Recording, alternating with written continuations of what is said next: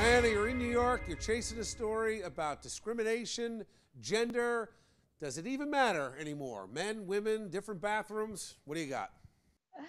That's right. Employers, landlords, and businesses, listen up. You could be fined up to $250,000 if you purposely discriminate against a trans person or gender non-conforming community member in New York.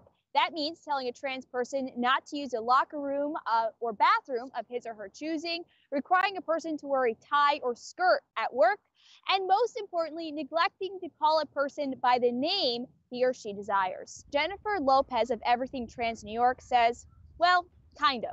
I think more or less it's going to be trans people having to advocate for themselves when an employer says, hey, look, you need to use, this bathroom, or hey, look, you need to wear this name tag, or hey, look, you need to dress this way. And now a trans person knows that, no, I don't. Lopez says the main issue here is enforcement. How can a person prove that he or she is a victim? Well, she says the person just needs to record. You need to have a phone and be ready in like 2 seconds to be able to record whatever conversation.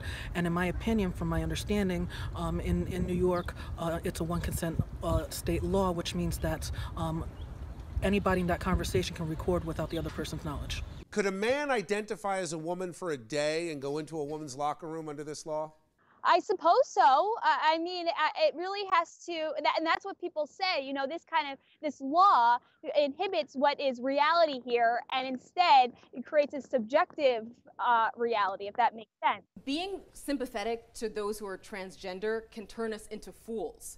I was in a restroom at a restaurant, and I saw a man in the women's restroom. I checked again. It did say women's. I went back in, but I was embarrassed to tell the guy, well, you need to get out because it's women, because I wasn't sure if this was a woman or a man. Then a waitress saw this guy and said, you need to get out, sir.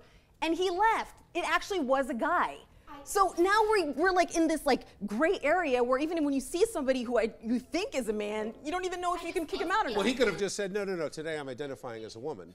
And he would have been fine. People discriminate, all the time. And this idea that you could say there is a discrimination between men go to one bathroom, women go to the other. The challenge here is now you've opened up the door that can you even say that you can assign a bathroom one gender or the other? The conversation's a healthy one. It's got to be had, and no one knows what the answer is yet. Well, the law's already here. It was originally passed in 2002, and this kind of just sets it into stone and lets people know that there are penalties if you don't follow them. I assume with anything that if you go to court, you need to have proof of evidence. So, I would assume that would kind of eliminate some of the problems you talked about. What are you going to do? Thanks.